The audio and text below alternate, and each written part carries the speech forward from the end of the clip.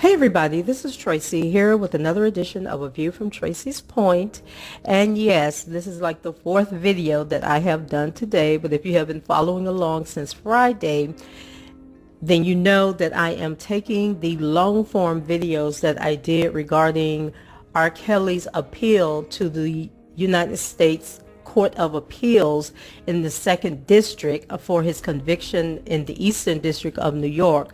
They are going to have oral arguments for that appeal.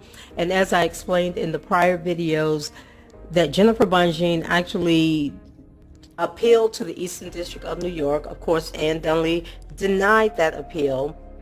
So then she appealed to the U.S. Circuit, the 2nd Circuit, who supersedes the Eastern District of New York, or oversees the Eastern District of New York, and they have agreed to hear Mr. Kelly's appeal. And so what's going to take place on March 18th, tomorrow, or possibly the 19th, I may have the dates mixed up, but what is going to take place is oral arguments, and oral arguments are only about 15 minutes. And the reason I am doing these recap videos is because at the Northern District of Illinois appeals hearing with the Court of Appeals, I believe it's the 7th Circuit for Illinois, but people were shocked to find out that these hearings are only like 15 minutes. And what I try to explain is that they receive like hundreds of pages of documents from Jennifer Bonjean over a year ago. She submitted all of the transcripts, the case filings, every motion that she filed with Ann Dunley, that Ann Dunley kicked back to her. All of that has already been sent to the 2nd Circuit. They've already reviewed it. They've agreed to hear Mr. Kelly's case. So tomorrow is the oral arguments, where they'll basically just ask 1 or 2 questions about things that they are not clear about, and to get more information from Ms. Bonjean, as well as the prosecutors in that case. They'll ask them some questions and let them speak, and then they will take the case under advisement and decide if they want to rule in Mr. Kelly's favor, or if they are going to uphold his conviction and his sentencing. And this could take, so don't be alarmed, this could take up to 18 months. You guys know with the Bill Cosby case, I think it was maybe a little over the 18 months before they finally came back with a decision to overturn his conviction. So don't expect a response like in the next week, the next month, or maybe even the next 6 months. This could take up to a year and a half for them to come back with a response. It's really up to the court how soon they want to take this under advisement and when they want to give out a ruling. So with that being said, in this video we are going to talk about the forced labor charge against Mr. Kelly concerning Faith Rogers and that girl Jerhonda Pace, or Jerhonda Johnson, whatever she's going by these days. And this is on the bad acts part of it, where they're saying, the government is saying that Mr. Kelly forced them into labor, even though neither one of their testimony said anything about forced labor. And so let's go ahead and get into this, just to refresh your memory that this is one of the things that is part of the appeal.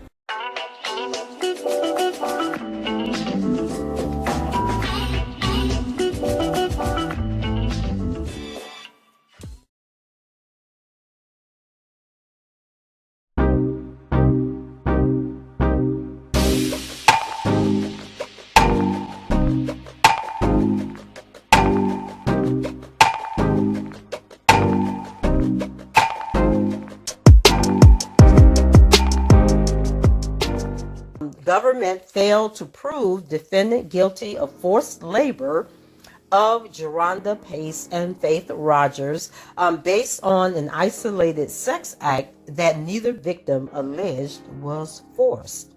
So it says the government alleged that defendant committed the crimes of forced labor when he directed Jerhonda and Faith to perform an act of oral sex on him on January 23, 2010 and January 13, 2018, respectively. Where neither Jerhonda nor Faith characterized the isolated sex act as forced, no rational jury could conclude that defendant knowingly obtained or agreed to obtain any labor or services from them. These charges are yet another example of the government's transparent effort to stretch a statute far beyond its intended purpose to reach conduct that can no longer be reached by state authorities.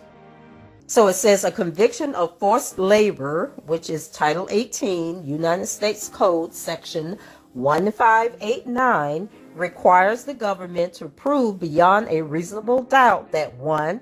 The defendant obtained the labor or services of another person, 2. Through inter alia, threats of serious harm, and 3. The defendant acted knowingly. Okay, and so now I'm going to look up inter alia and let you guys know what that means. So inter alia is Latin for among other things. So sort of like etc., etc., etc. That this is all included together. Okay, and so it says threats of serious harm, and 3, the defendant acted knowingly, United States versus Marcus, which was a case heard in the Eastern District of New York in 2007. The statute does not define labor of services, but is given its ordinary meaning, i.e., labor means the expenditure of physical or mental effort, especially when fatiguing, difficult, or compulsory, while service, and services in quotation, is defined as, quote unquote, the performance of work commanded or paid for by another. So the United States versus Marcus, which was heard in the Second Circuit in 2010, additionally, the government must establish a causal link between the labor and services provided by the person and the threat of serious harm.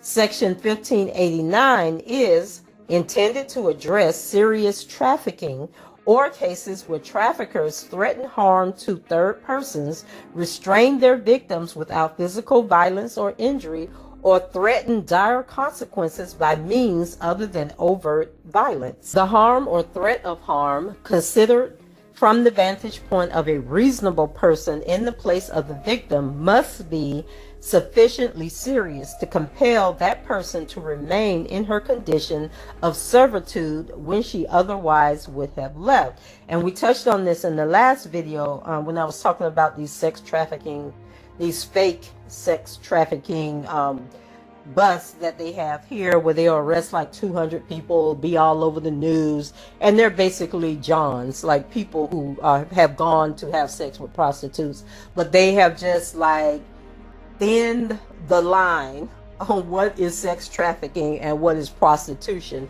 and kind of meld it all together. But sex trafficking is way more serious because these people live in fear of their lives if they try to leave the people who are trafficking them.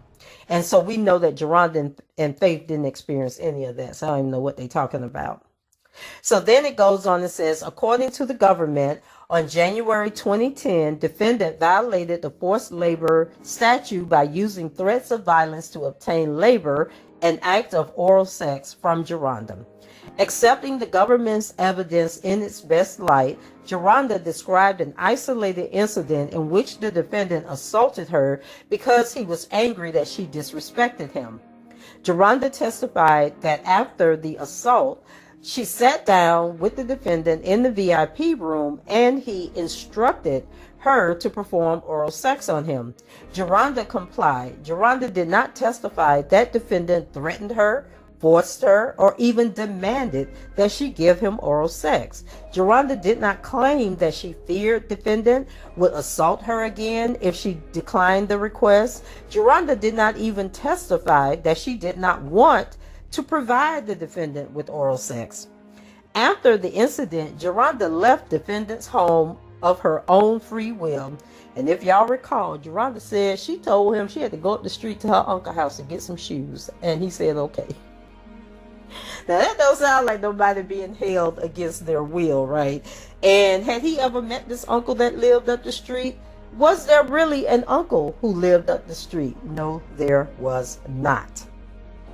So accepting Jerhonda's account as true, which we don't, because she is a liar, pants on fire, and even her sisters have came out and said that Jerhonda sat there and lied throughout this entire trial.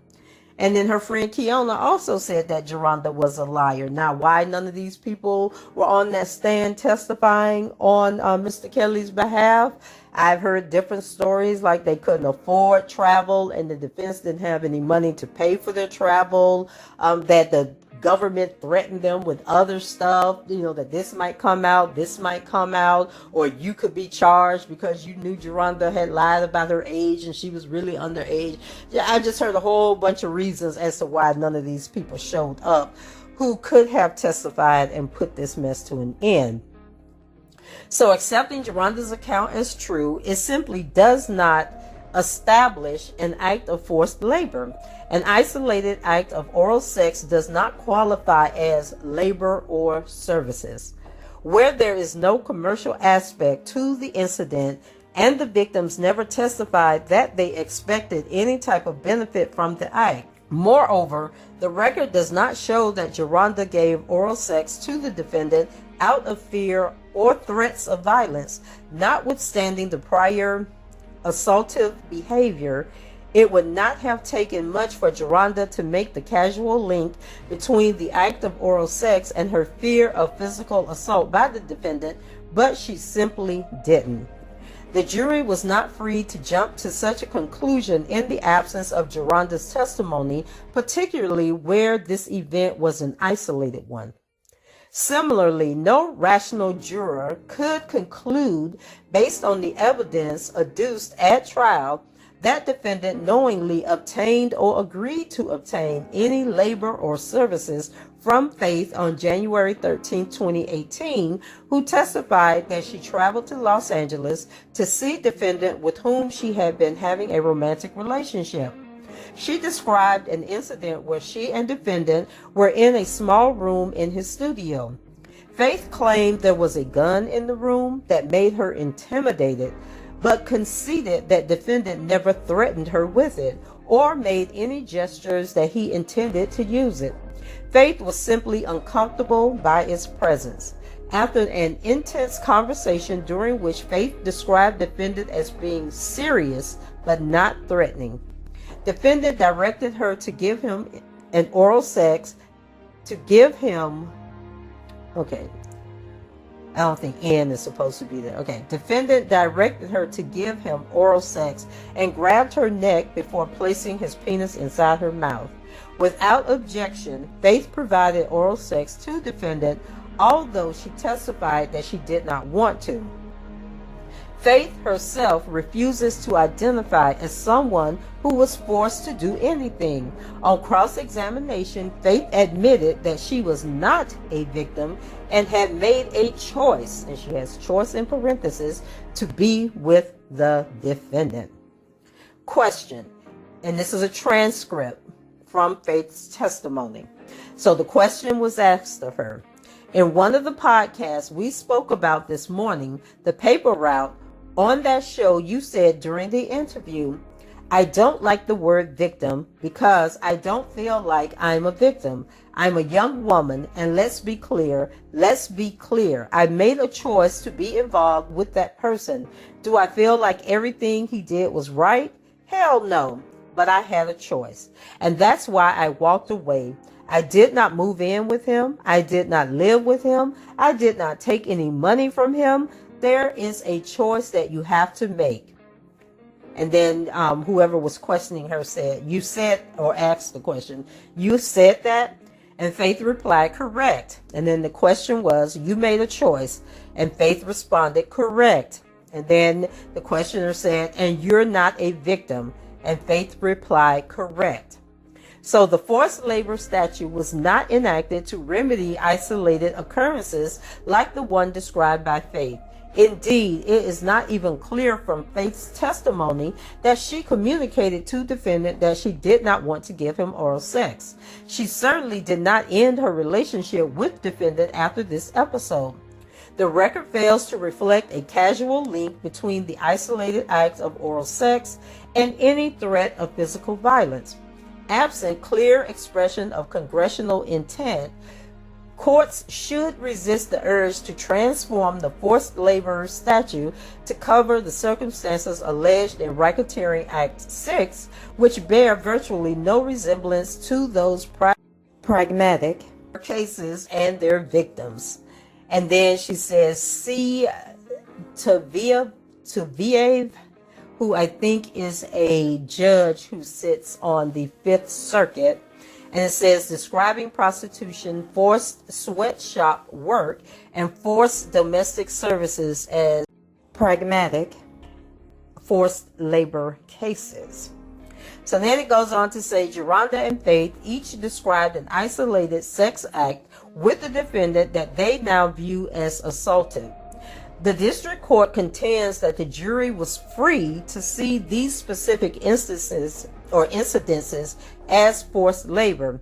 In light of other evidence it heard about defendants' conduct towards other women, but the government was not free to bootstrap testimony from other alleged victims to bolster their forced labor theories as to very specific acts charged in the indictment. Jerhonda and Faith were not living in a condition of servitude through threats of physical force. They each described a discrete act that at best might have been charged as some type of sexual assault, and even that seems unlikely. To construe these events as acts of forced labor would render the purpose of the statute meaningless and afford the federal government free rein to charge any act accompanied by harsh or unkind words as forced labor. And and when I think about forced labor, I'm thinking about I work for you and then you're forcing me to do something that's outside of my job description. Now that's, if I was sitting on the jury and somebody saying forced labor, that's what I would think that they are talking about. And then you also have to consider that neither Jerhonda nor Faith actually lived with R. Kelly. And I cannot say enough that I am just my brain just cannot force me to believe that that man actually fooled with Jerhonda or had anything to do with Jerhonda. But, anyway. Forced labor to me just doesn't match up with what their testimony was and with what the government was trying to prove when they charged him with that. Oh, and I should add that, of course, forced labor is like when they bring, with human trafficking, where they're bringing like immigrants across the borders, or they're kidnapping people and they're forcing them into labor. And these people live in fear that, harm will come to them or their families if they don't do what the person said. So even with that definition, Jerhonda nor Faith were in that situation. And so this, I know, definitely should get overturned once these Second Circuit reviews that portion of the case. Like, there's just so much to this Eastern District of New York case. Just the whole concept of the RICO itself is definitely something that the government or that the appeals court should be looking at, because this is definitely an overreach on behalf of the prosecutors who brought this case, and the fact that it made it as far as it did. It was just a mess. If you guys did not follow that trial, I have over 200 videos on that trial, reading the transcripts and everything that had to do with that trial. If you don't believe me, okay, just go back and listen to some of those videos and you will be scratching your head as to how this man is spending 30 years in prison in a RICO where he was the only person that was charged. So, as I stated, this will probably be the last video that I do tonight. I believe that the oral arguments are in the morning, or they don't really give an exact time. They give the time that the court starts, and then they have cases that they hear. And so there's no guarantee that this case will be at the top of the agenda. So you just have to log in. And I know that the 7th District that heard the Northern District of Illinois case, they are live streamed on YouTube. I'm not sure about the Eastern District, but I will look it up and then put it in my community tab as to whether or not the case will be live streamed on YouTube and where you can find that information. So anyway, guys, that's it for me. Go ahead, like the video, share the video, and comment on the video, even if it's just to say thank you, because remember, it is the engagement, it is the likes, the shares, the comments that actually tells YouTube to continue showing the video to other people, and so that it can get more traction in the algorithm. So that's it for me. Go ahead, and I shall talk to you guys later. Bye bye.